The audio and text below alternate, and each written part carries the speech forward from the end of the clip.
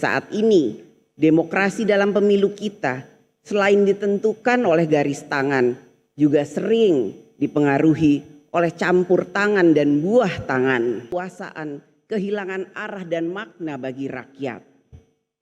Karena peran strategis itulah, partai politik tidak boleh berhenti membenahi diri.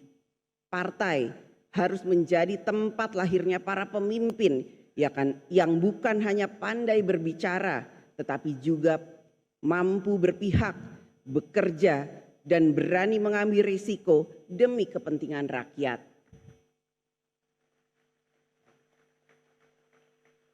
Namun, keberhasilan partai politik dalam menjalankan perannya sangat bergantung pada sistem yang menjadi wadahnya. Sebaik apapun visi dan integritas partai, jika sistem politik, khususnya sistem pemilu, tidak mendukung terwujudnya kedaulatan rakyat secara nyata, maka suara rakyat berisiko terdistorsi. Sistem pemilu kita sebagai sarana utama membentuk perwakilan memang belum sepenuhnya sempurna. Tantangan kita adalah memastikan bahwa sistem ini benar-benar mendekatkan kehendak rakyat dalam menempatkan wakil-wakilnya dan memilih pemimpinnya. Saat ini, demokrasi dalam pemilu kita selain ditentukan oleh garis tangan, juga sering dipengaruhi oleh campur tangan dan buah tangan.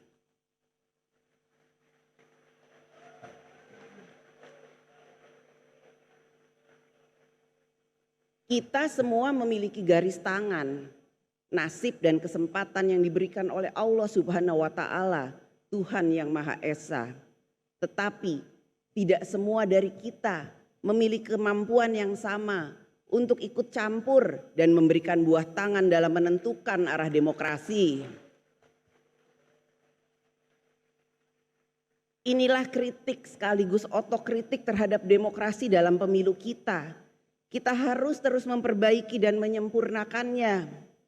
Sebab demokrasi yang kita cita-citakan bukanlah demokrasi campur tangan dan buah tangan, tetapi demokrasi yang memberi kesempatan setara bagi semua warga negara. Marilah kita bangun demokrasi yang menghidupkan harapan rakyat. Demokrasi yang tidak berhenti di bilik suara, tetapi terus tumbuh di ruang-ruang dialog, di dapur rakyat, di balai desa, hingga di gedung parlemen, agar setiap keputusan lahir dari kesadaran bersama, bukan hanya kesepakatan segelintir elit.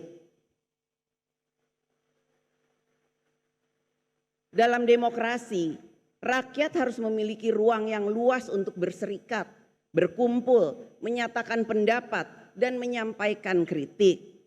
Kini, kritik rakyat hadir dalam berbagai bentuk yang kreatif dan memanfaatkan kemajuan teknologi, khususnya media sosial sebagai corong suara publik.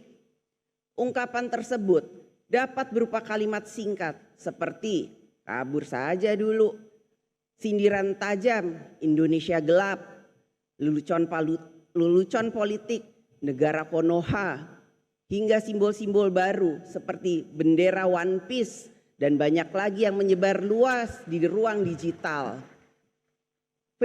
Fenomena ini menunjukkan bahwa aspirasi dan keresahan rakyat kini disampaikan dengan bahasa zaman mereka sendiri. Bagi para pemegang kekuasaan, semua suara rakyat yang kita dengar bukanlah sekedar kata atau gambar. Di balik setiap kata ada pesan. Di balik setiap pesan ada keresahan, dan di balik keresahan itu ada harapan.